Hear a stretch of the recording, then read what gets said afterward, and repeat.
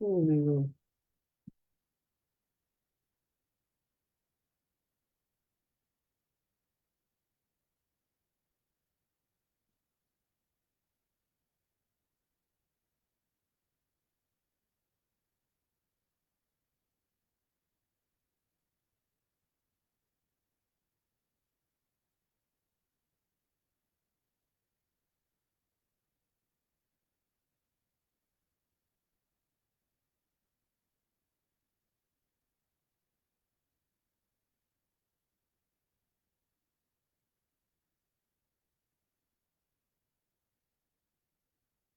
Buenas noches, hermanos.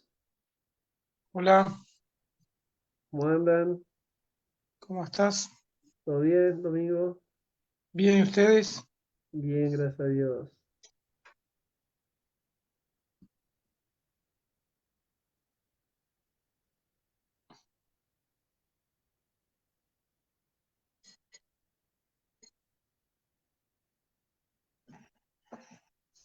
¿Está bien el profesor por ahí?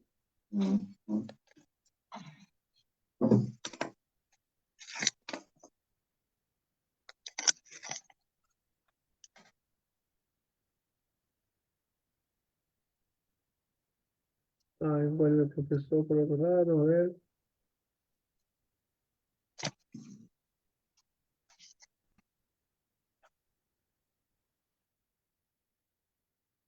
Yo veo a los hermanos comiendo, me da hambre. Ya voy a comer también. Profesor, buenas noches. Bienvenido.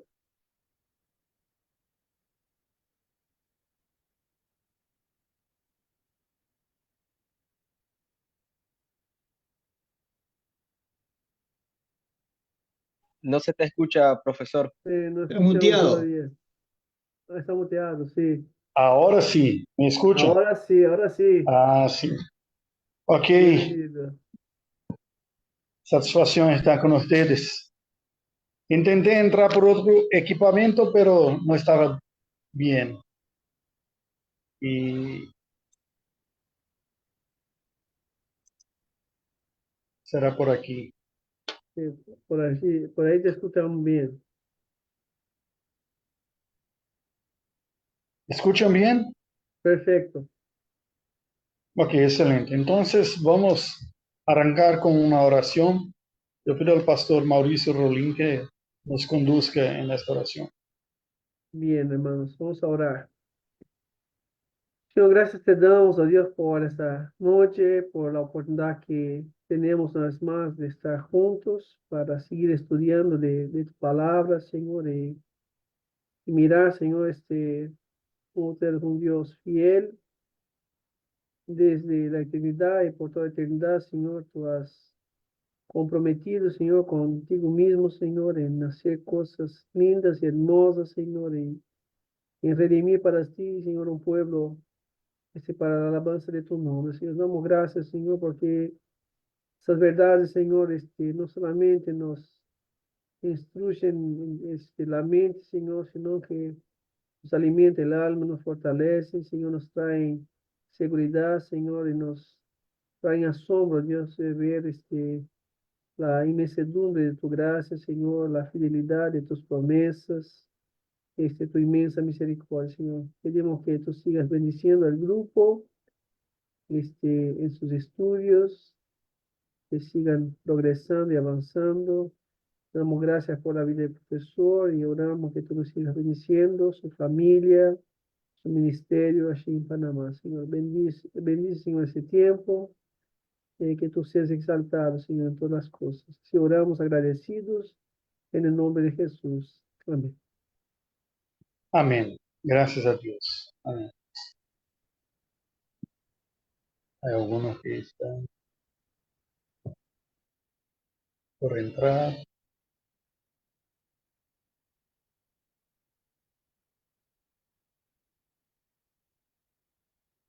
Ok. Espero que tengan todo tenido buen tiempo, disfrutado del periodo que tuvieron y retomamos hoy. Y mi idea era que hoy nosotros hiciéramos como una revisión general de que vimos a partir de los últimos 3 puntos del manual que les envié de Teología del Pacto. 1.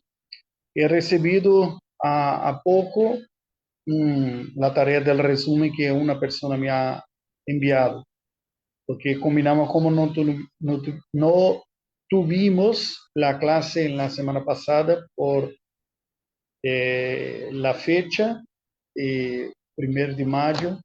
Entonces la idea sería que se compensara con la lectura y un ejercicio como un resumen. Bien, a mí me gustaría de empezar abriendo la discusión si a alguien le gustaría de comentar algo de principio, ya, si no, seguimos nosotros discutiendo. Todos hicieron la lectura del material. Es el material que concluye todo, que es el nuevo pacto, la relación entre antiguo y nuevo, nuevo pacto y la consumación del pacto. ¿Quién gustaría de comentar algo?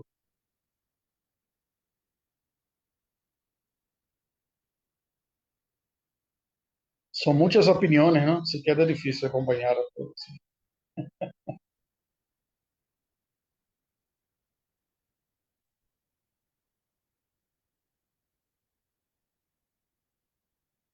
¿Alguien gustaría de comentar? Si no,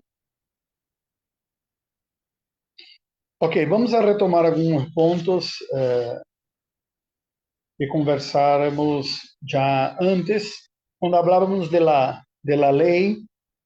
Y a mí me gustaría que ustedes tomasen la Biblia. Vamos a retomar de una afirmación de nuestro Señor Jesús en el Evangelio según San Mateo, capítulo 5.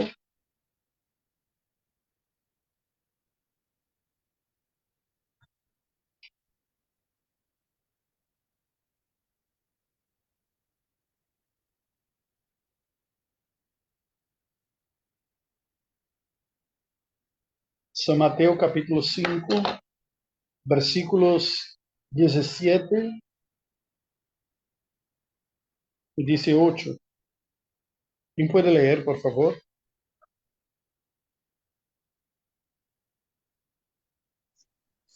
Sí, San Mateo capítulo 5, verso 17. No penséis que he venido para abrogar la ley o a los profetas. No he venido para abrogar, sino para cumplir. Porque de cierto os digo que hasta que pasen el cielo y la tierra, ni una jota ni una tilde pasará de la ley, hasta que todo se haya cumplido. Hasta el 18. Sí, solo estos dos. Entonces, Amén. hermanos, ¿qué vemos acá? Nuestro Señor Jesús está haciendo un comentario sobre su relación con la ley y sus discípulos. ¿Y qué ha dicho Jesús aquí? ¿Qué dice él? ¿Qué dijo?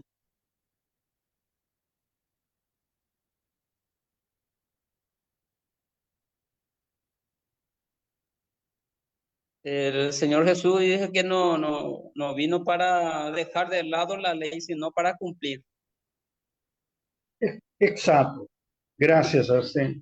Este punto es importante y me gustaría de retomar antes de vernos otros puntos. Hoy me gustaría de aclarar algunos puntos importantes, porque este debate en torno de la ley es uno que muchas personas no comprenden y se discute, hay polémicas a este respecto. Las palabras de nuestro Señor Jesús son muy claras en decir que no vino a abrogar la ley, pero cumplirla. Y cuando Jesús se pone a explicar la ley, mire que él no saca el sentido y el propósito de la ley por el revés.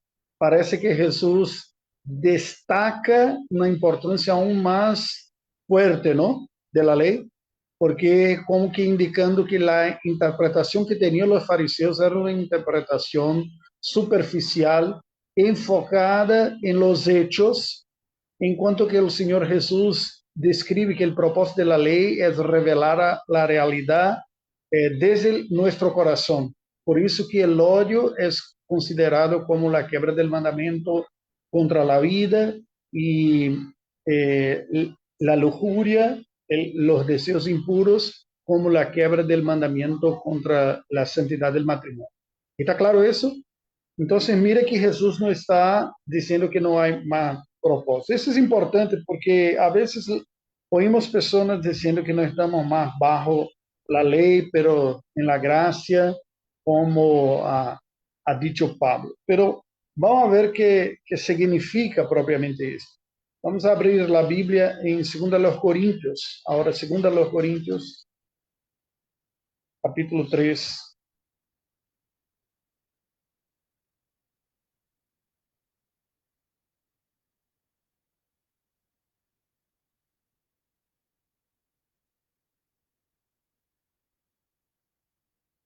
Todo este capítulo está hablando de una comparación entre la antigua alianza y la nueva alianza, el antiguo pacto y el nuevo pacto. La pregunta que hago es, ¿esa diferencia es esencial o no? ¿En qué se constituye la diferencia según las palabras de apóstol Pablo? Yo pido a otra persona para leer a partir del versículo 1. Yo leo. Del versículo 1 hasta donde, o voy leyendo. Hasta, va leyendo, al Ok, principio hasta 9, pero ok. ¿Comenzamos otra vez a recomendarnos a nosotros mismos? ¿O tenemos necesidad, como algunos, de cartas de recomendación para vosotros o de recomendación de vosotros? Nuestras cartas sois vosotros, escritas en nuestros corazones, conocidas y leídas por todos los hombres, siendo manifiesto que sois carta de Cristo expedida por nosotros, escrita no con tinta, sino con el Espíritu de Dios, del Dios vivo, no en tablas de piedra, sino en tablas de carne del corazón. Y tal confianza tenemos mediante Cristo para con Dios, no que seamos competentes por nosotros mismos para pensar algo como de nosotros mismos, sino que nuestra competencia proviene de Dios, el cual asimismo nos hizo ministros competentes de un nuevo pacto, no de la letra, sino del Espíritu, porque la letra mata, mas el Espíritu vivifica. Y si el ministerio de muerte grabado con letras en piedras fue con gloria, tanto que los hijos de Israel no pudieron fijar la vista en el rostro de Moisés a causa de la gloria de su rostro, la cual había de perecer, ¿cómo no será más bien con gloria el ministerio del Espíritu? Porque si el ministerio de condenación fue con gloria, mucho más abundará en gloria el ministerio de justificación. ¿Sigo? ok, gracias. No, Ok. hasta ahí, gracias.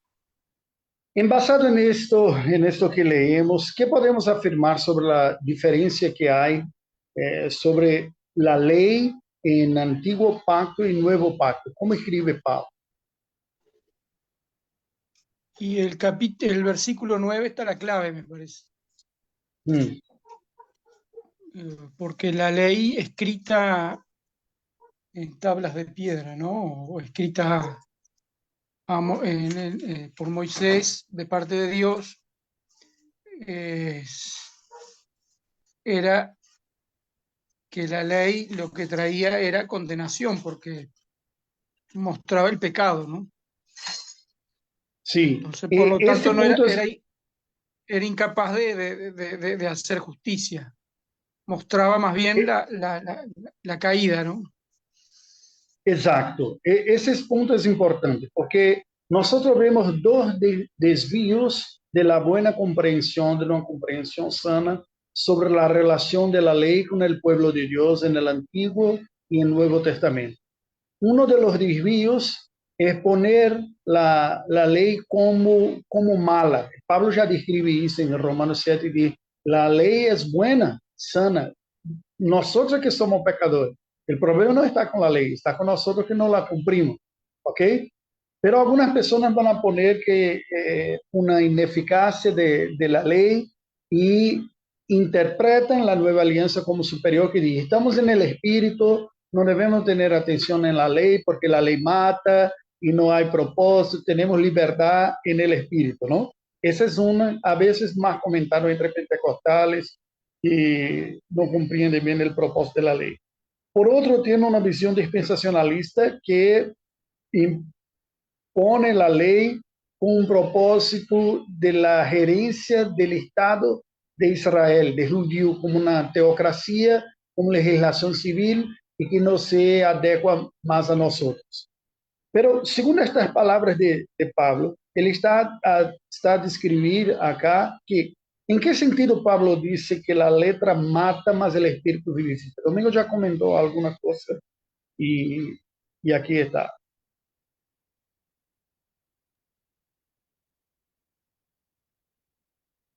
En la misma idea que vemos en Gálatas también cuando dice que nosotros no somos justificados por la ley, pero mediante la gracia, porque si la justicia fuera por la ley, no tendría necesidad de la gracia, ¿correcto?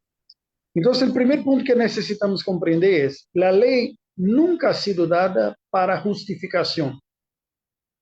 La ley siempre fuera dada por Dios con el propósito mismo y único de un pacto de gracia, de despertar la conciencia de aquellos que tienen contacto con ella para que reconozca su miseria, su incapacidad de justificarse, de cumplir toda la ley y así seguir hasta el descendiente prometido de la mujer, el Mesías prometido. Así era para los creyentes del Antiguo Testamento, que miraban al futuro, aguardando la promesa del Salvador.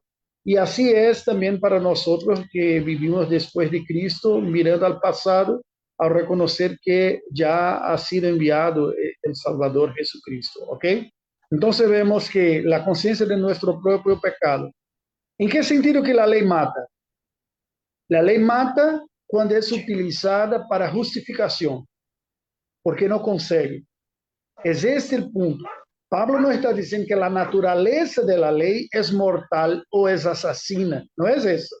No es que la ley es asesina, es que el uso de la ley para la justificación resulta siempre en condenación. ¿Está claro eso? Este punto es importante. Y el segundo aspecto viene cuando consideramos esta perspectiva, porque básicamente, ¿cuál es la diferencia que Pablo está demostrando acá entre el antiguo pacto y el nuevo pacto?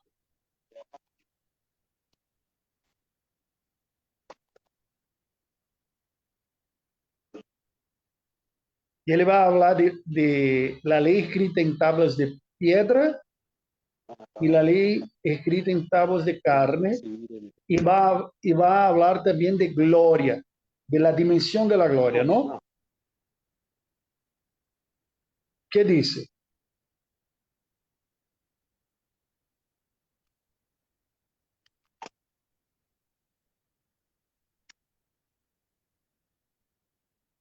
Vamos a ver a partir del versículo 10 hasta el final.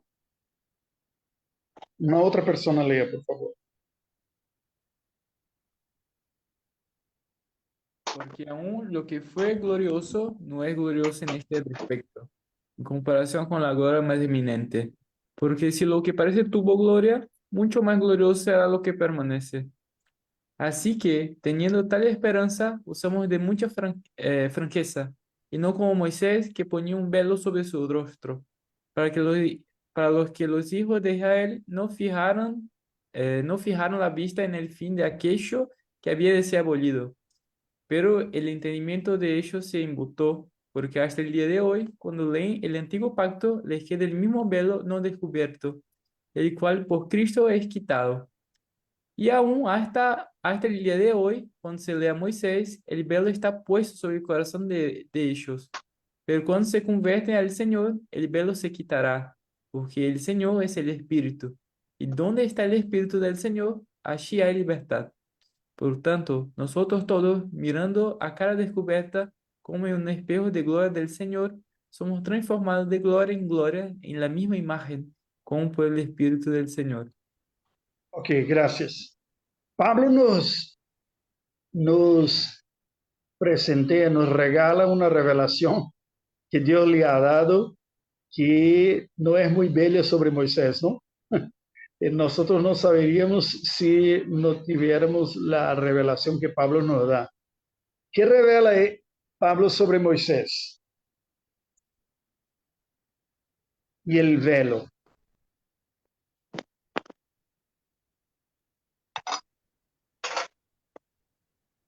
Dice que ponía un velo sobre su rostro para que los hijos de Israel no fijaran la vista en él, en el fin de aquello que había de ser abolido. Sí, pero ¿qué sucedió después de un tiempo? Porque inicialmente su rostro resplandecía, ¿no?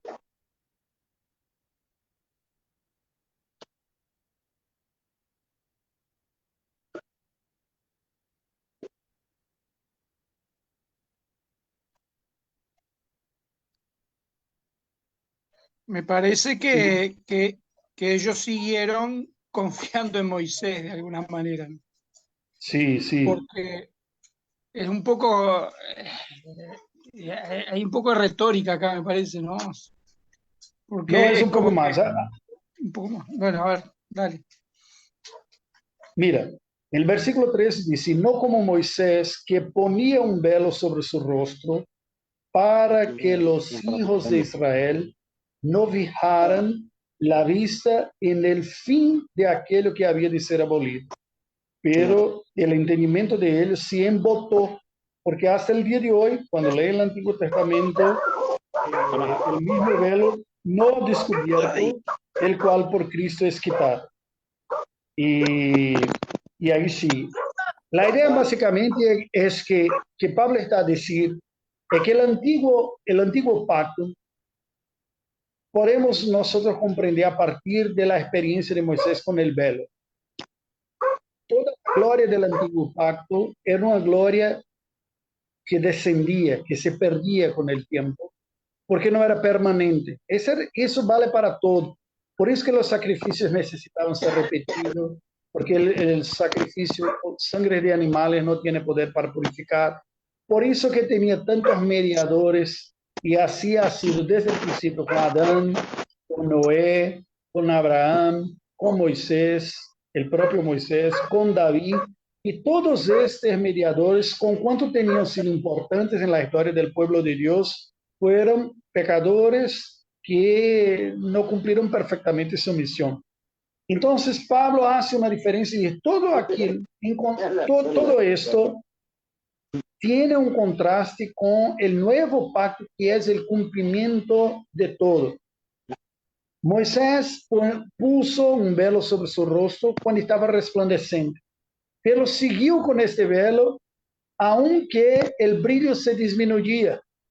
Y cómo se mantiene una apariencia. Él dice, esta idea de querer preservar una gloria que no es permanente de la ley es que ha perdido, es que ha perjudicado los judíos de sus días, incluso a él mismo antes de su conversión. Y Pablo dice, ellos no percibieron que se perdía esta gloria en Moisés, como se pierde esta gloria también de la antigua alianza. Y incluso es necesario que se pierda para que se despierte la gloria definitiva que viene con la nueva alianza y el nuevo pacto, que es ejecutar por el propio poder del Espíritu Santo en el corazón de los creyentes bajo la nueva alianza. ¿Ok? Y aquí le hace un contraste. La antigua alianza tenía la ley escrita en piedras que no fueron capaces de engendrar y generar en lo que los que estaban bajo la antigua alianza la fidelidad. Pero la nueva alianza tiene una gloria más grande y esta ley es aplicada o es, como digo, esa ley es puesta en el corazón de los creyentes por el poder del Espíritu Santo. Es una transformación espiritual que no se disfrutaba en el antiguo pacto, no en la misma magnitud, en la misma proporción. Y en ese sentido que Pablo dijo que hay una gloria más grande en este nuevo pacto. Y él concluye diciendo que es la gloria de la operación que es más grande del Espíritu Santo. El Señor es el Espíritu y donde está el Espíritu del Señor, ahí hay libertad. Básicamente, hermano, ¿qué vemos acá? Vemos el cumplimiento de las promesas bíblicas y las profecías bíblicas de que en la nueva alianza el propio Espíritu haría con que el pueblo de Dios viniera a caminar mejor en la palabra de Dios. De acuerdo que en el día de Pentecostés, Pedro, cuando va a predicar, dijo que sucedió en aquel día así del cumplimiento de la profecía de Joel, del derramamiento del Espíritu Santo sobre toda la carne. ¿De acuerdo de esto? Claramente diciendo que el nuevo pacto es superior en calidad al antiguo pacto. No se trata de pacto distinto, no se trata de uno, no sé. ¿Quién será que está? Miguel, querido, apaga el micrófono. No Es el consigo del Miguel, de reconocer. Miguel Ángel. De Ok. Miguel Ángel, claro. Ok. Entonces, ¿qué vemos? No es una diferencia de naturaleza, ¿comprende? La ley para el antiguo pacto, la gracia para el nuevo pacto, que está diciendo Pablo, es que la gracia del nuevo pacto es precisamente un poder divino más fuerte y abundante sobre el pueblo de Dios para que siga en la ley de Dios. Ese es el punto. No es una diferencia esencial, pero es una diferencia de calidad. ¿Ok? No se trata de un otro punto, un otro aspecto. Y ni siquiera el Espíritu es puesto en la nueva alianza en oposición a la ley. Cuando Pablo se utiliza de estas críticas a la ley, no está a criticar la ley en sí, pero está a criticar la actitud incorrecta de buscar en la ley la justificación. Es eso que dije, la ley no sirve para esto y no es competente para eso. La ley tiene el propósito de nos apuntar nuestra miseria, la santidad de Dios, llevarnos a arrepentimiento y a la gracia del Redentor, que ya estaba presente en el Antiguo Testamento, ¿no? Con todo el ceremonial, con todos los sacrificios y todo el servicio levítico y sacerdotal. Que Hebreos va a decir es que ese ejercicio sacerdotal era profético, era una sinalización, era una indicación del servicio y del sacrificio perfecto que el Hijo de Dios ha ofrecido. Y ahí hace aquellos paralelos muy fuertes y bellos, ¿no? Cuando va a hacer una comparación del sacerdocio de Jesús, equiparando con Melquisedec, que no tenía principio ni fin, y el sacerdocio levítico con Abraham, que era inferior y por eso tributó diezmos al Melquisedec, y como pone también Jesús de otra casa, que no da casa de Leví, da casa de Judá, demostrando que hay una otra y una superior naturaleza. Jesús no es como el último de los primeros que venían. Eso es importante nos percibir, ¿no? ¿Está claro eso, hermanos? Ese es punto, a mí me gustaría de cerrar este tema de la ley y de los pactos y del Antiguo Testamento, del Nuevo, con esta explicación. Pero sobre la ley, a mí me gustaría de comentar más una cosa. Para que bien comprendamos la ley, necesitamos reconocer que hay tres naturalezas en la ley, o tres tipos de ley. Nosotros hablamos anteriormente de los tres usos de la ley, ¿te acuerdan? Y el primer uso es para despertar. ¿Quién acuerda?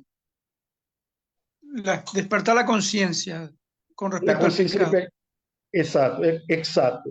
El segundo uso de la ley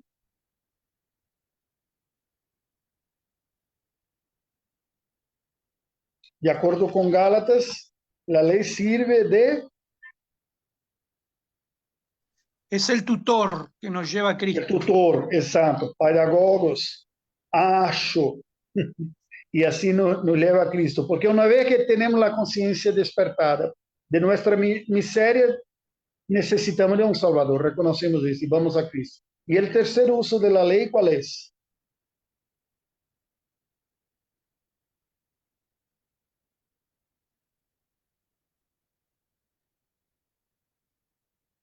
nos apunta el camino de la piedad.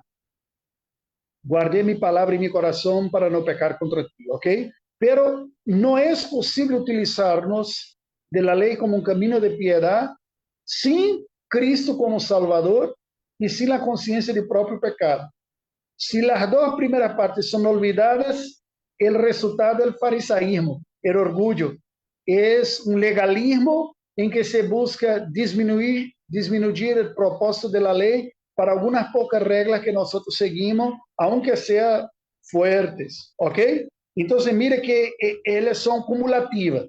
Entonces, la conciencia de pecado que necesitamos debe nos llevar al Salvador, y una vez que tenemos el Salvador con nosotros, nosotros buscamos vivir para su gloria, siguiendo de esta manera, ¿ok? Ese está claro, ¿no? Esos 3 puntos de la ley. Este es muy importante.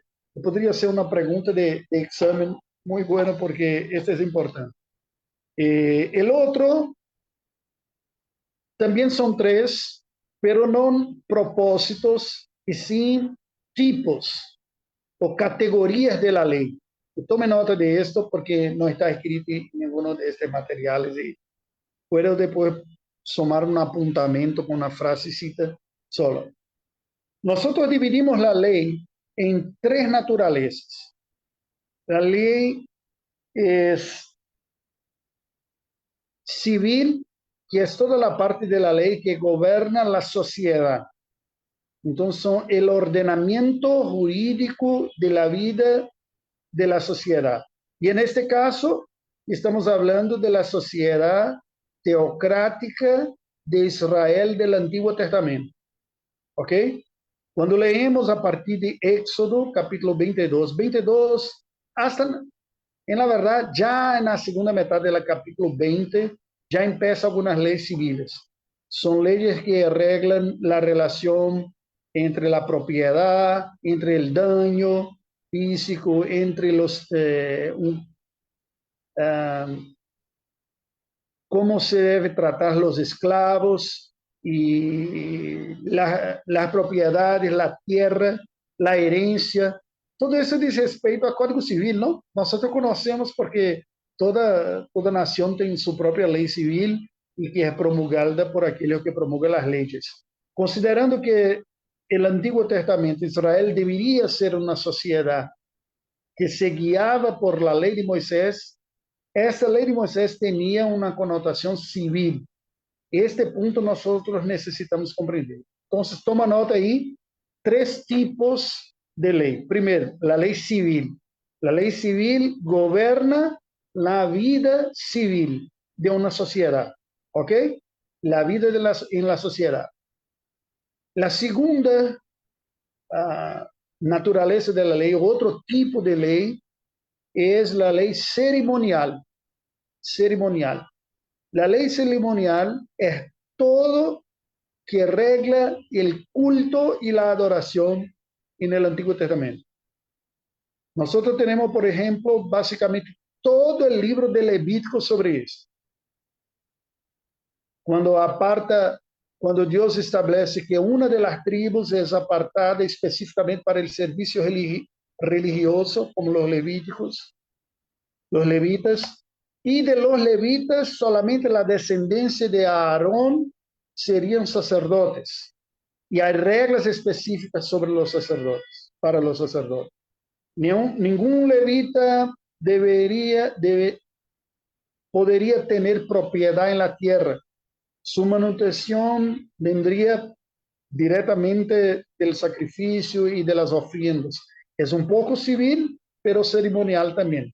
Después va a arreglar cómo se va a funcionar, de qué manera los sacerdotes deberían presentarse, cuáles los objetos que deberían presentar, y está presente en el tabernáculo, en el templo después. Cada uno de estos aspectos, mira, cada uno de los elementos de la ley ceremonial apuntaba para un aspecto de la obra de redención.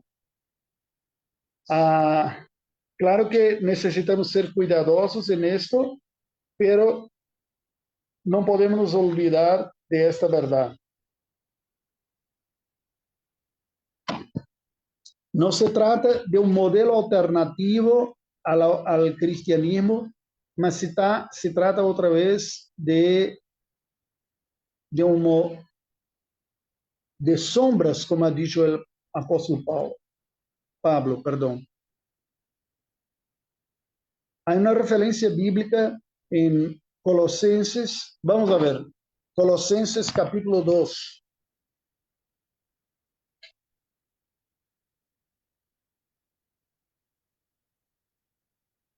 Versículos 16 y 17.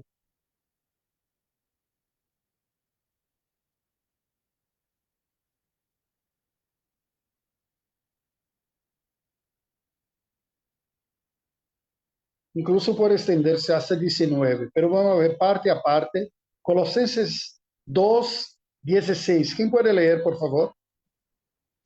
Por tanto, nadie os juzgue en comida o en bebida o respecto a solemnidades o novilunio o sábados, lo cual es sombra de las cosas venideras. Ok. El 16, por enquanto. Mira que Pablo está diciendo. Él dice, nadie, absolutamente nadie os juzgue en qué. Ve las descripciones en resumen que hace Pablo acá. ¿Qué dice? Comida, bebida, días de fiesta, luna nueva, días de reposo. ¿Por qué Pablo está diciendo eso? Porque según la ley mosaica, la ley de Moisés, la ley ceremonial, él arreglaba varios aspectos religiosos en la vida del pueblo judío. Nosotros podemos resumir un punto que es consensual entre todos los que estudian el judaísmo, desde un judaísmo más liberal hasta un más restrictivo y ortodoxo. Todos van a concordar que por lo menos 3 exigencias le tienen los judíos. El primero es el sábado, la guarda del Shabbat, del sábado, como día de descanso, de reposo. El segundo es la dieta. No se puede comer de todo. Hay restricciones muy fuertes que todo judío se debe cumplir. Y yo estoy viviendo en Panamá, que hay una muy gran comunidad judía, y cuando procurábamos apartamento para alquilar, algunos eran de judíos, y cuando las personas nos presentaban, cuando llegaba a la cocina, muchas veces tenía espacio apartado para poner las hojas e incluso fuegos distintos también, porque ellos eran tan restrictivos en cómo manejar el alimento, porque hace parte de la propia naturaleza de la religión judía, la comida, ¿ok? Y el tercero es la circuncisión, de manera que un incircunciso es un sinónimo de pagano, de gentil para los judíos. Bien, así los tomamos hoy. Pablo describe en resumen varios aspectos de la ley, diciendo que, mire que él está hablando como cristiano a otros cristianos, ¿no? Y dice, nadie os juzgue con respecto a comida, bebida, días de fiesta, luna nueva, días de reposo. ¿Qué está diciendo Pablo? Todos los aspectos legales, ceremoniales, que eran exigidos por la ley de Moisés, no son elementos cristianos. Ninguno de ustedes que son cristianos debe sentir bajo presión por personas que tragan exigencias de ley mosaicas ceremoniales. No. Y explica Pablo el motivo por qué. No es porque somos simplemente una otra religión, pero Pablo explica con una teología de alianza, de pacto, y que establece el propósito de la ley ceremonial y su cumplimiento. En el versículo 19, él dice, todo lo cual es sombra de lo que ha de venir, pero el cuerpo es de Cristo. Ahora, hermanos, mira acá. Nosotros conocemos muy bien en nuestro día a día el concepto de la sombra, ¿no? Si salimos en un día muy ensolarado, buscamos la sombra para que no nos fatigue el sol, ¿no es así? Si estamos caminando en una calle un poco peligrosa, con baja iluminación, y vemos una sombra de alguien caminando, ya nos ponemos un poco preocupados, ¿y quién será que ve? Por supuesto, nosotros no tenemos la sombra no va a matar ni a hacer nada con nadie, pero sí nos preocupa la sombra en la verdad porque la sombra apunta para la realidad que le ha producido, ¿correcto? Ese es el punto que Pablo está diciendo. De todo el ceremonial del Antiguo Testamento era sombra de la realidad que es Cristo, ¿ok? Entonces los sacrificios del Antiguo Testamento, los levitas, los objetos del Antiguo Testamento y toda la ley ceremonial, todo que prescribía la adoración, eran sombras que apuntaban para Cristo. Una vez que Cristo ya vino, se cumplió todo. Por eso que el verdadero cristianismo no resta ninguna ley ceremonial del Antiguo Testamento. No tenemos sacrificio, no tenemos sacerdote humano, no tenemos dieta alimentar, no tenemos limpieza de manos, de platos, no tenemos días especiales, no tenemos absolutamente nada de eso, porque todo eso eran sombras de una realidad que es Cristo. Y Pablo hace una otra comparación.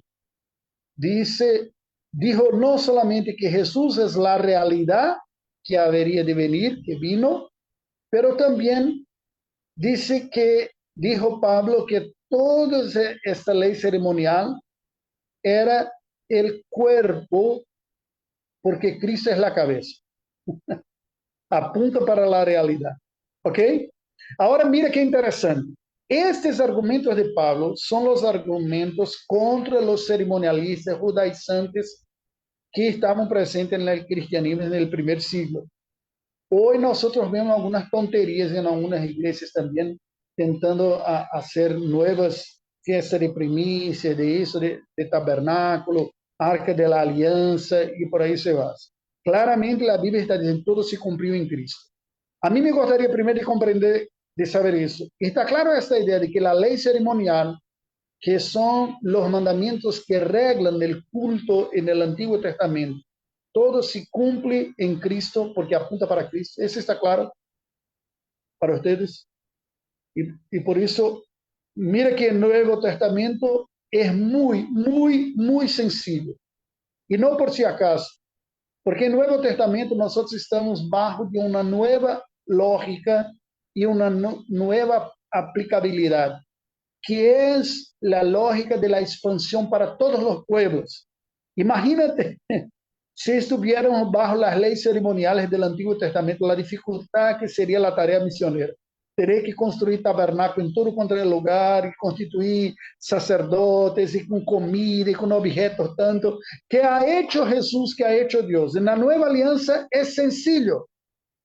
Solo necesita de la palabra para ser predicada, de personas para oír y creer, y cuando se va a celebrar un sacramento, un poquito de agua, pan y vino. Pronto, listo, ya está.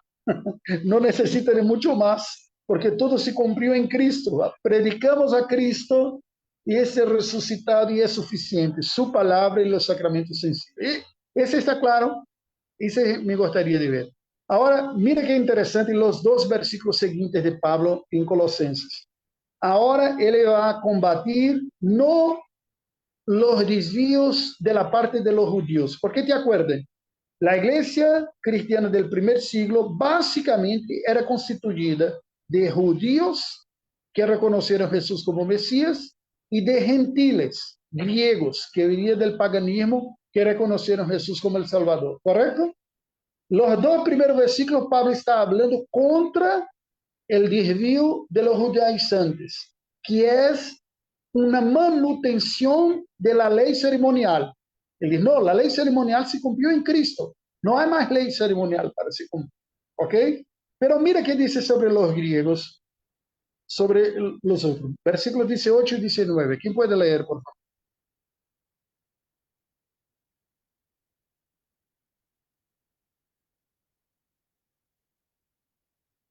Colosenses 2, 18 y 19. Nadie os Nadie, prive del... Ah, perdón.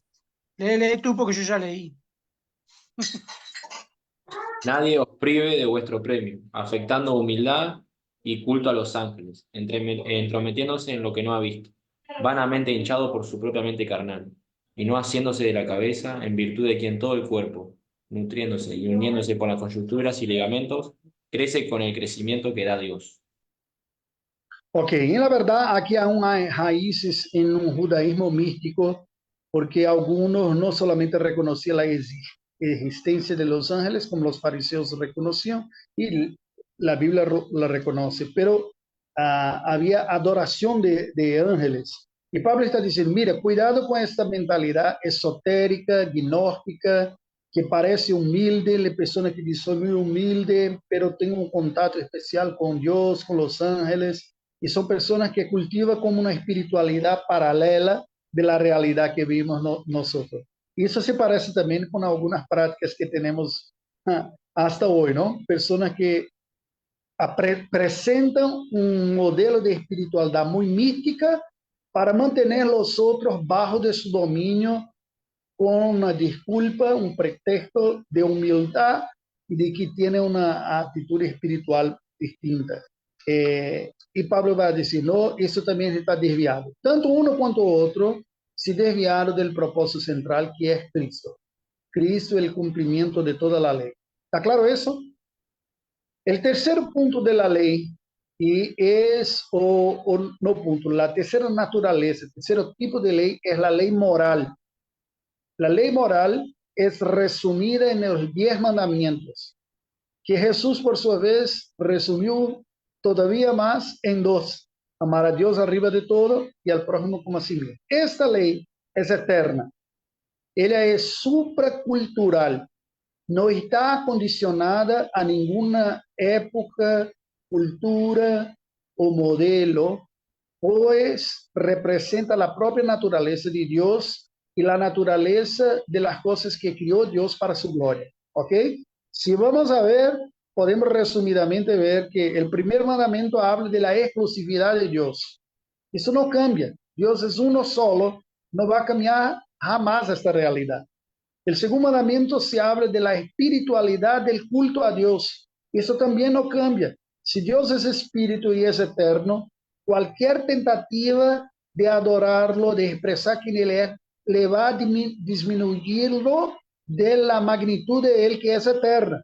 Por eso que prohíbe imágenes, porque cualquier representación gráfica será finita y menor do que es Dios. Es inaceptable de la parte de Dios. El tercer mandamiento es de la santidad de la referencia a Dios, porque Dios es santo y es exclusivo y único. Nosotros debemos cuidar de nuestras referencias a Él, para que no se quede banal y impropio en nuestra vida, en nuestros labios. Eso no va a cambiar. En la verdad, ese es uno de los puntos que cuando yo pienso al respecto, veo que nosotros que tenemos un origen latina, católica, a veces tomamos el nombre de Dios un poco en vano. Decimos sin propósito el nombre de Dios. Ese es uno de los mandamientos. Dios es santo, importa que cuando hablemos sobre Él, hablemos con la debida gloria que le merece, ¿no? Que Él merece. Es el cuarto mandamiento, ese podemos comentar un poco más. Hay un poco más de polémica en él, que es del Shabbat. Hay un elemento claramente ceremonial, y ponga tu atención en esto, voy a intentar decir en pocas palabras, porque si tuviéramos el material, el Cristo del Pacto, él explica muy bien cuando está a describir eso. El Shabbat es un concepto un poco amplio, tanto para el judaísmo, cuanto también para el cristianismo. La propia palabra hebrea para Shabbat es la palabra misma del séptimo día, Shabbat. En hebreo no hay distinción entre la palabra del día séptimo y la palabra que significa descanso o reposo.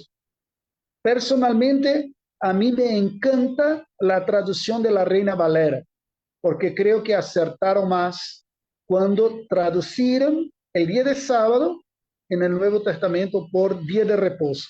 Si ustedes se utilizan de Reina Valera, van a perceber que todas las veces que aparece en el Evangelio y, y ha curado en el día de reposo.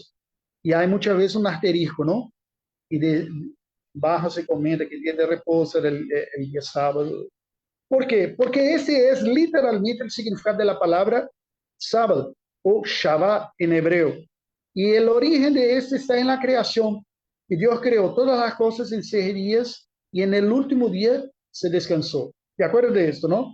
Por supuesto, Dios no estaba cansado.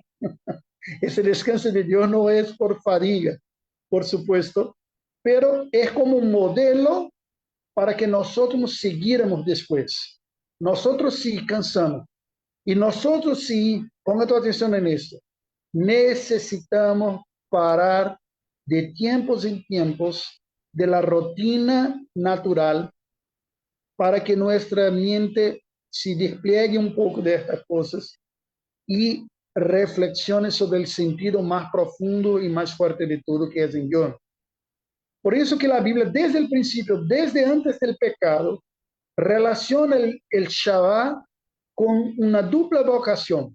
Una vocación de descanso de las actividades laborales, de trabajo naturales, y una vocación de santificación, porque la Biblia dice que santificó ese día.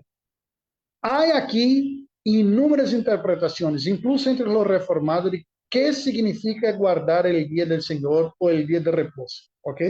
No voy a entrar en esta cuestión y en otro tiempo podemos decir. Pero todos van a concordar, y ese es el punto que gostaria de decir. Hay un aspecto ceremonial en el cuarto mandamiento. ¿Por qué? Porque el cuarto mandamiento se guardaba o se obedecía con una esperanza de un descanso eterno. Eso explica Hebreo. Desde aquellos que entraron en la tierra prometida todavía no entraron en el descanso eterno. Aún aguardaban el descanso eterno. El día de descanso era como una realidad ceremonial que se repetía diciendo, un día llegarás a tu descanso. Aún no es hoy. Hoy sufres, tienes trabajo, tienes dificultad, pero se va a consumar en el final un proyecto perfecto en que descansaremos. ¿Ok? Otra cosa, ponga tu atención en esto. En el Antiguo Testamento, en la Antigua Alianza, se empieza la vida, se le empieza la semana trabajando de domingo hasta viernes. Los judíos, ¿correcto? Solo se descansa al final, en el último día. ¿Por qué? Porque era una religión que aguardaba el cumplimiento de la promesa.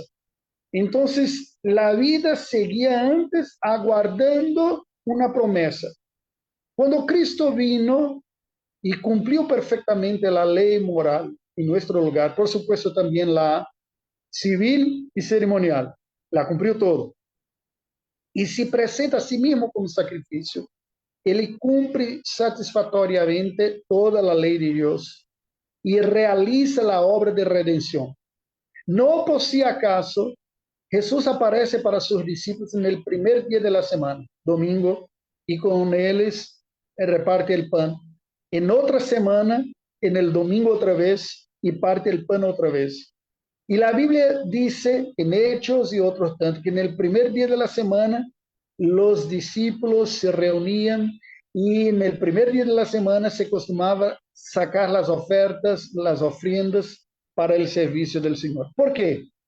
Porque los cristianos comprendieron desde el principio que la orden de las cosas se invirtió cuando Jesús ejecutó su obra. Ahora nosotros vivimos basado en que ya se ha realizado.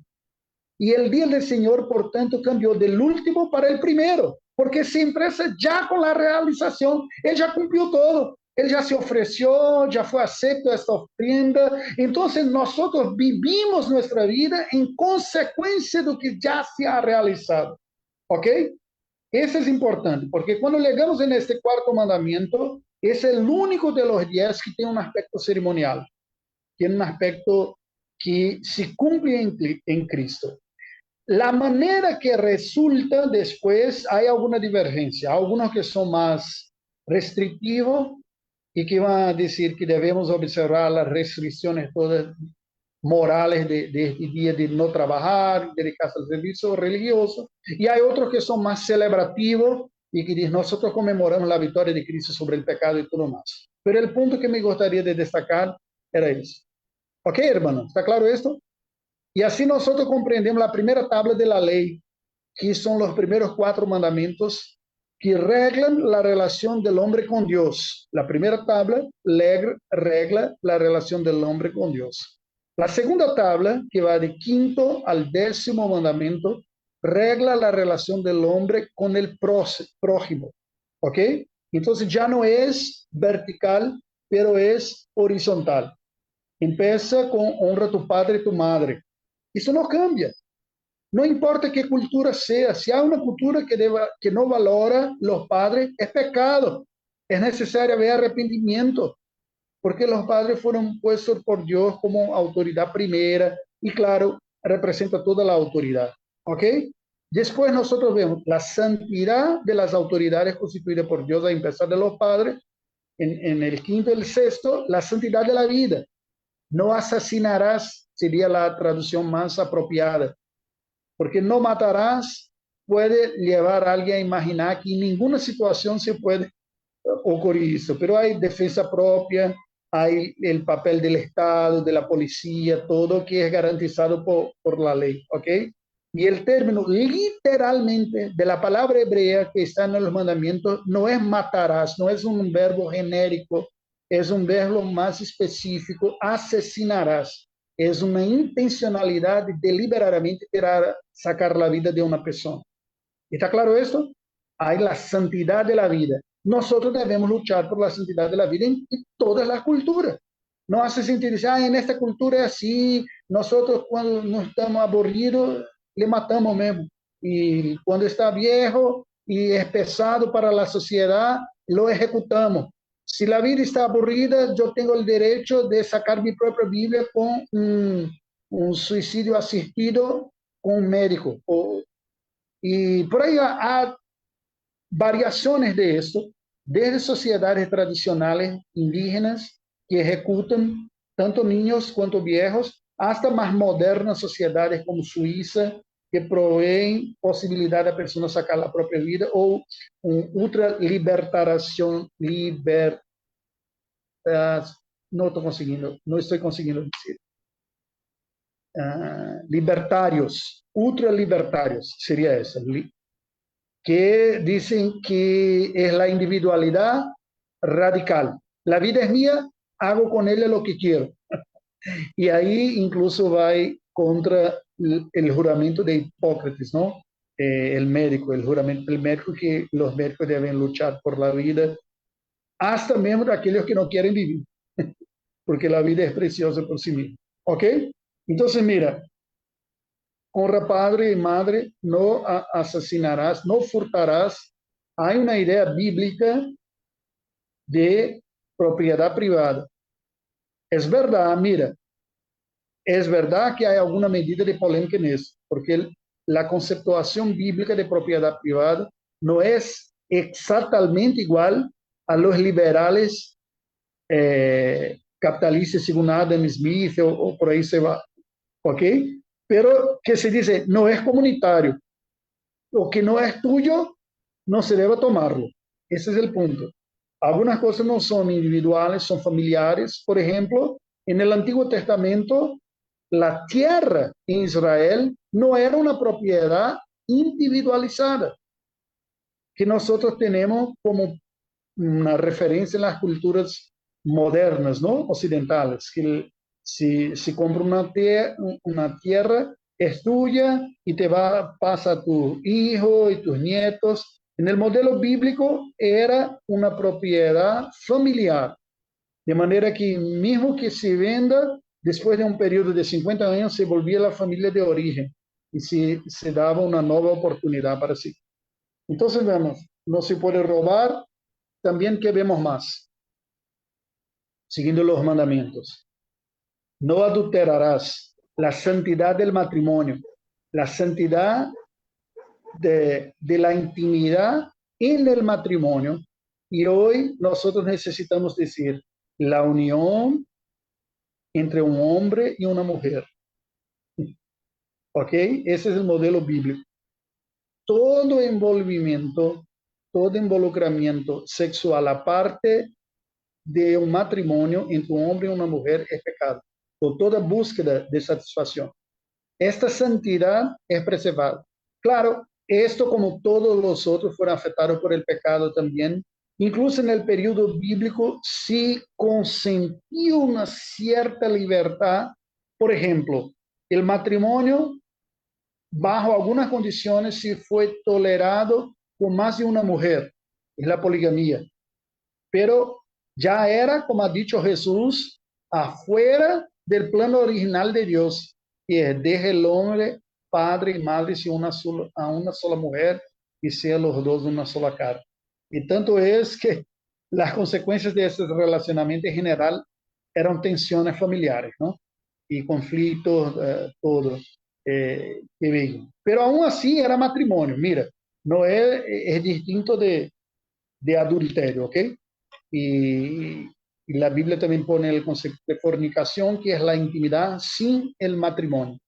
Y también sigue. Después nosotros tenemos que no se debe dar falso testimonio, que es la santidad de la imagen pública. Eso es interesante, porque también es algo que nosotros debemos valorar como universal.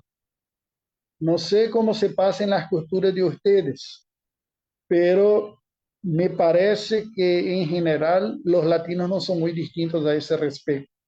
Nosotros cultivamos y abrigamos una práctica de un execramiento público muy fácilmente, ¿no? Y conversaciones no positivas sobre los otros, a veces hasta en la iglesia. Porque mira, cuando la Biblia pone eso, está a decir el siguiente, ¿no? Voy a poner en pocas palabras. El ser humano, el hombre y la mujer, tienen consigo la imagen de Dios. Por tanto, es nuestro deber preservar lo más que pueda la imagen pública de las personas. Alguien puede decir, pero pastor, que he comentado es todo verdad, no estoy mintiendo. No es una mentira, como si la Biblia prohibiese solamente la mentira.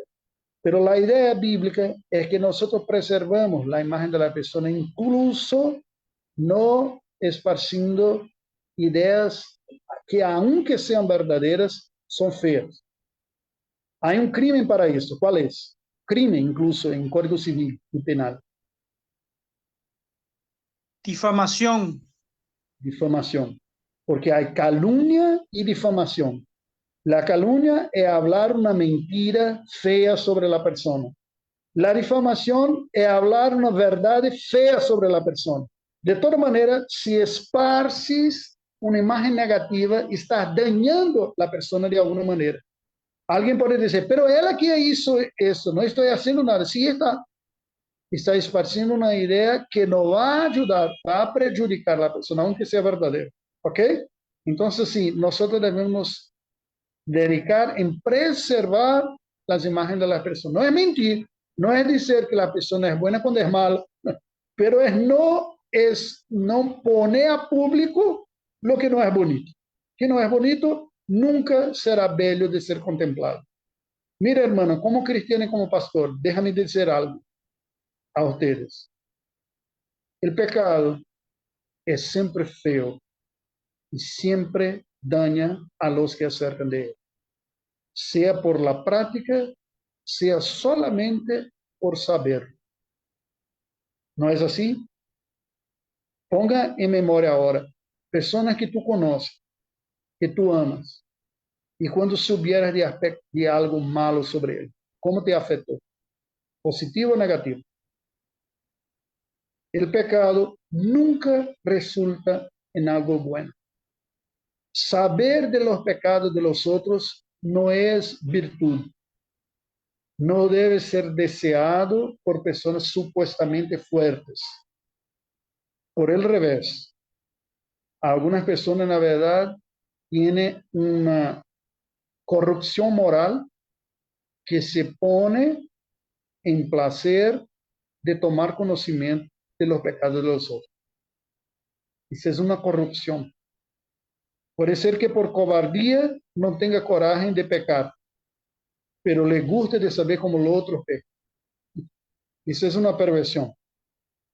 Y no debemos alimentar jamás eso. Por eso que la Biblia dice que el amor cubre la multitud de pecados. El Señor Jesús no evidencia los pecados de las personas. Él los pagó en la cruz y les cubre con su sangre. ¿Ok? Esa es una idea. Y por fin, el último, el 10º mandamiento, nos enseña a contentarnos con que tenemos nosotros y no codiciarnos algo que no es nuestro. Es la santidad de la satisfacción. Jesús ha dicho para los soldados romanos que no recibían mucho, contentados con vuestro sueldo. Y esto afecta distintamente a las personas, ¿no? Y a mí me gustaría decir que no me afecta nada, pero no sería verdadero. Entonces la murmuración a veces esconde la quiebra de este mandamiento. La envidia, la codicia representa un mal dentro de nosotros. Somos incapaces de alegrarnos con la prosperidad del otro. Y es curioso porque es incluso una manera de medir cuán saludable es nuestro sentimiento para con alguien. Si tú consigues te alegrar con la prosperidad del otro, tu corazón está sano para con él.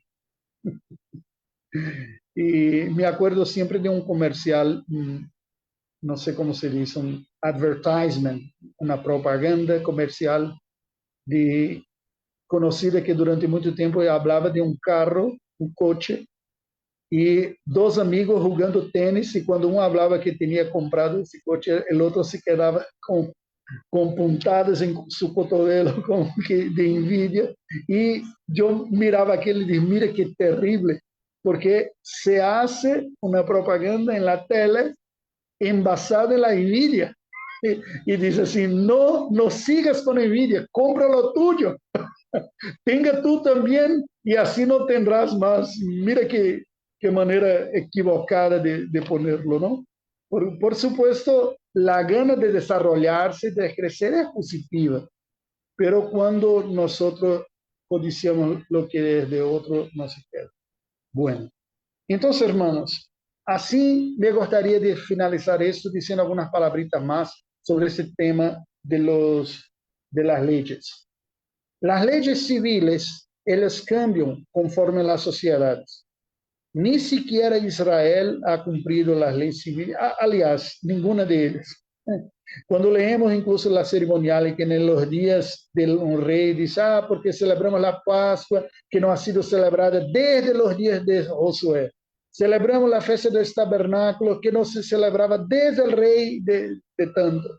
Y había aspectos que no valían más porque la sociedad se cambió.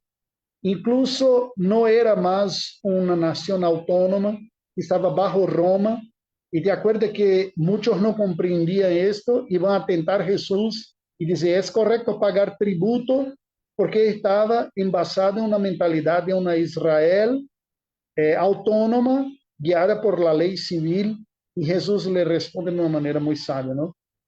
Da a César que es de César y da a Dios que es de Dios. Como que dicen, cumpla con la ley civil de tu tiempo y de tu sociedad.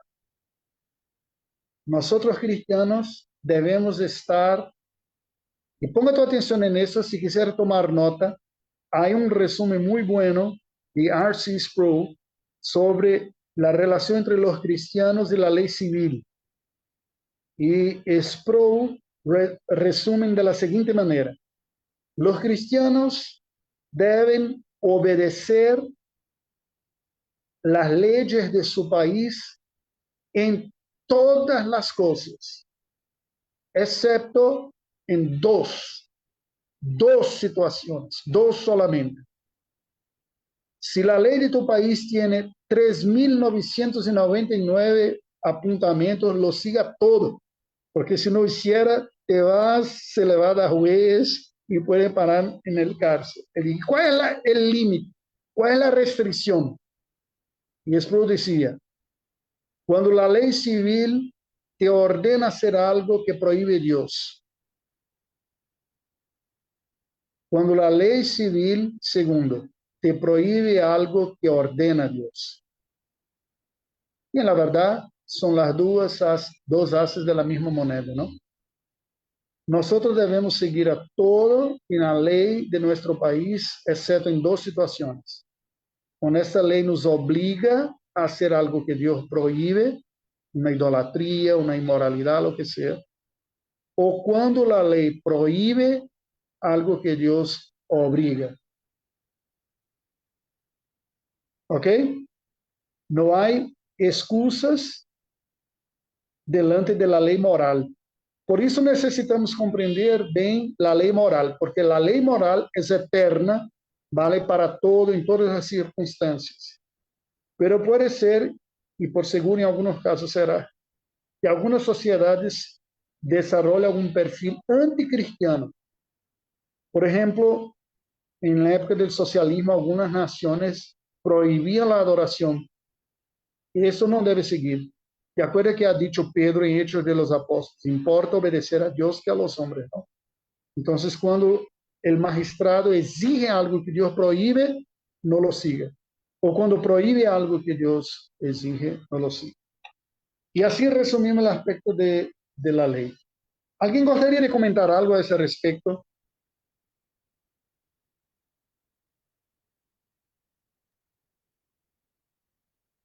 Eso un poco más es importante que percebamos, porque algunos cristianos, déjame decir algo más que tal vez les ayude cuando estuvieran leyendo.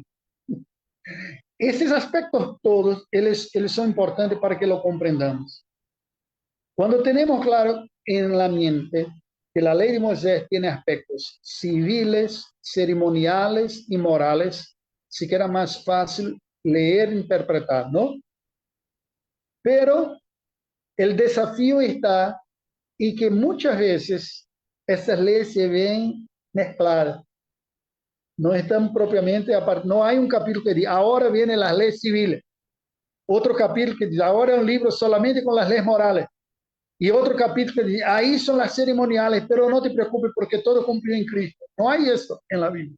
Muchas veces están mezcladas.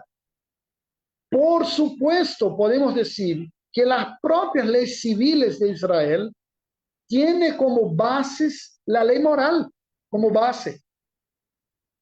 Cuando decía, por ejemplo, cuando un propietario fuera a recoger su cosecha, deja algunos granos en los árboles para aquellos que no tienen su propia cosecha, se pueda sacarlo y alimentarse. ¿Qué es esto? Ese es un recurso de distribución de renta de Israel antiguo. ¿Ok? Vamos a pensar de otra manera. Cuando la tradición judía ponía que las personas cuando se quedaran viejas serían cuidadas por los hijos, era la manera que tenía la Biblia de la previdencia social. Nosotros individualizamos. No significa decir que está errado la manera que está hoy. Pero nosotros tenemos que comprender que cuando la Biblia ponía aquellas leyes, no es propiamente leyes que se deben seguir como modelos morales.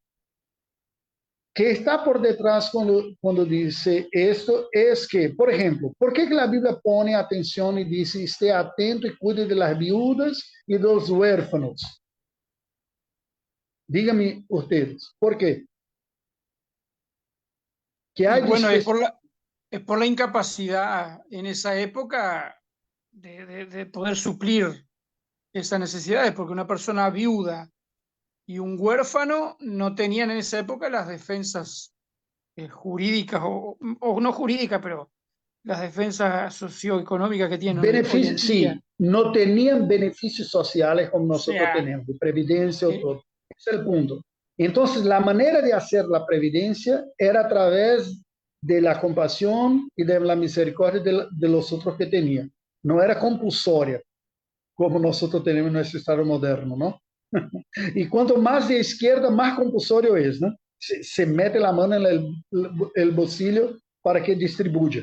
El modelo bíblico era un modelo más de generosidad, pero tenía un aspecto moral. Y el punto es, la viuda y los huérfanos se ponen atención destacada porque era un modelo de sociedad patriarcal. En una sociedad patriarcal, la responsabilidad está sobre los hombres. Y si venía a faltar, estaban desprotegidos. Entonces, por eso que se destaca, ¿ok? Nosotros tenemos que pensar lo siguiente, en nuestra sociedad, ¿quién son aquellos que están desprotegidos? No sigue, claro, que hay alguna similaridad, pero no es exactamente la misma, porque no somos más una sociedad patriarcal, ni tampoco somos una sociedad agropastoril. La parte más grande del mundo ya está en las ciudades. El modelo de la ley civil mosaica era para el campo. Hay reglas para la ciudad también. ¿Y qué necesitamos ver? Cuando leemos la ley de Moisés a ese respecto, dice, ok, la ley está describiendo una realidad concreta en una sociedad agropastoril. ¿Cuál es la ley moral que envasa esta ley civil? Misericordia, cuidado por el desamparado, compasión, justicia. Cuando se dice que nadie ponga 2 pesos y 2 medidas, porque eso es injusto. ¿Comprendes? No sé si me hago claro, ¿no? Con esto todo. Cuando te fueras a leer las leyes, evita caer en esta tentación que son cosas de los judíos, no tiene nada para nosotros. Nosotros somos iglesia, nuevo pacto. No, no, toda la Biblia para todo. Que necesitamos es comprender bien la naturaleza de las leyes para sacar la enseñanza que vale para nosotros. Hoy, tanto las exhortaciones cuanto también las instrucciones como un todo. ¿Y está claro eso, hermano? Mira que el Nuevo Testamento ya hace esto. Cuando Pablo escribe a sus cartas pastorales, dijo sobre el cuidado de las viudas, pero hace un destaque muy interesante. Aquellas que son verdaderamente viudas. Aí eu pergunto, como é verdadeiramente viudas? É possível que seja meia viúva? Sou meia viúva, meu marido está quase morto, está inválido em la cama, não sirve para nada, sou meio viúva. Por supuesto, não se trata de um chiste ou algo assim, não? A ideia de verdadeiramente viúva, mira que interessante. No está hablando del estado social, civil, mejor diciendo. Está hablando del estado social. Porque la viuda, en el contexto del Antiguo Testamento, era una condición civil, pero también era una condición social, de desamparada y incapacitada de mantenerse. Entonces, cuando Pablo dice que la iglesia asiste a aquellas que son verdaderamente viudas, no está diciendo, confira si de hecho su estado civil es de viudez, si está muerto de hecho su marido. No es esto. Es la condición social, si, en otras palabras, está totalmente desamparado. Porque puede ser que no tenga su marido, pero aún tiene hermanos, tiene sobrinos, primos, tiene nietos, ¿comprende? Y a veces se pone sobre la iglesia una carga que ni siquiera Dios la ha puesto. Dios no ha dicho que la iglesia debe cuidar de todo en todas las necesidades, porque hay una institución primera que vino antes de la iglesia, que es la familia. Ahora, hay personas que verdaderamente son desamparadas incluso por su propia familia. Y si no tiene nadie en la familia que le acuda, que le ayude, no tiene el Estado en su favor, son hermanos nosotros no podemos volver las cosas para ellos. Es eso que dice Pablo. ¿Y está claro, hermano? En otras palabras, Pablo orienta a Timoteo a que cumpla la ley civil de Moisés aplicando al contexto de la iglesia del Nuevo Testamento. ¿Ok? Vamos a leer un versículo más. Hechos capítulo 7, versículo 38.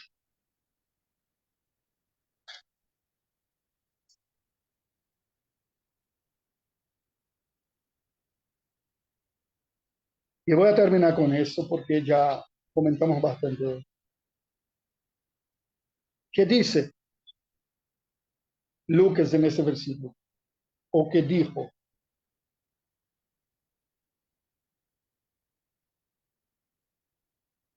Hechos 7:38. Este es el que estuvo en la congregación en el desierto con el ángel que le hablaba en el monte Sinaí y con nuestros padres y que recibió palabras de vida para darnos. Ok, es la predicación de Esteban, ¿no? La primera frase de ese versículo, cómo Esteban describe Israel.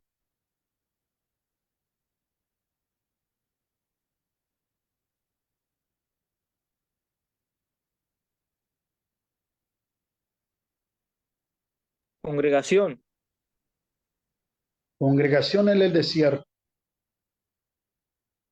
¿Sabéis vosotros cuál es la palabra que es traducida por congregación en griego? Iglesia. Exacto, exacto. Eclesia, para ser más. Iglesia. Sí, sí, ya pusieron en español, yo lo acepté. En la Biblia que tengo yo, en la textual, esa que te gusta a ti, dice, este es el que estuvo con la iglesia en el desierto. Qué interesante, qué interesante. Dice, Y es como está la que usamos en Brasil, la versión actualizada. Se llama Iglesia en el desierto.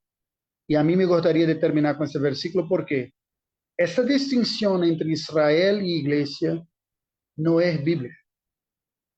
Dios tiene solamente uno pueblo, que en el Antiguo Testamento estaba mayormente en Israel. Y por eso hace referencia a Israel. Mayormente, no exclusivamente y ni totalmente, porque había israelitas que no eran parte del pueblo de Dios, que fueron apartados, Esaú, Ismael, Caín, tantos, ¿no? Tantos que venían de la familia de la alianza, pero rechazaron, apostataron y no hacen parte del pueblo de Dios.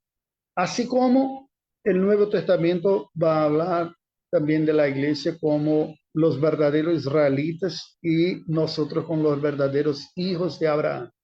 Entonces, mira, esta comprensión tenemos nosotros del Nuevo Testamento.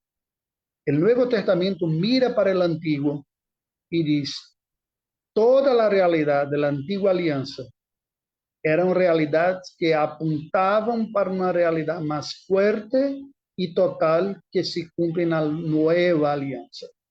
No se trata de un cambio de realidades, pero se trata de un aprofundizamiento de la misma gracia para que sea más poderosa, alcance más personas y produzca mejores frutos que el anterior.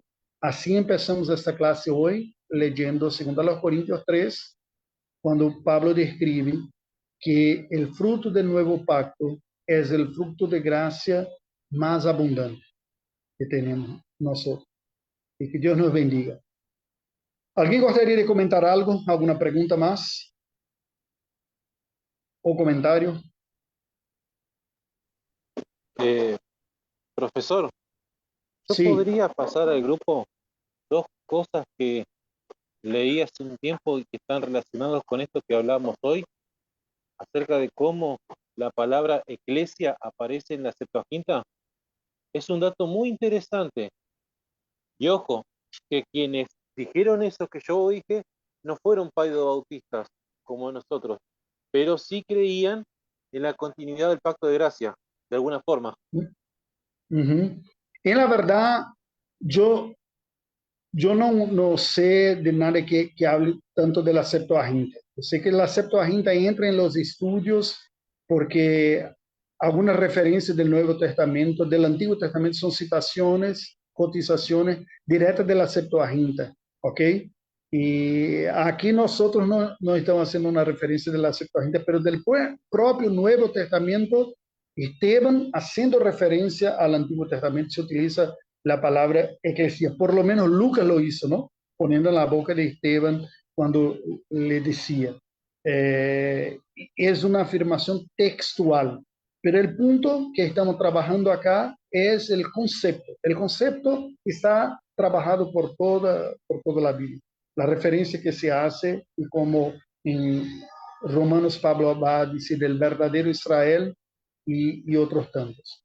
Pero si puede, escribe para mí, por favor, chatea o manda un email más específicamente lo que sea y puedo tentar ver que tengo que poder hacer referencia. ¿Ok? Ok. ¿Alguien más?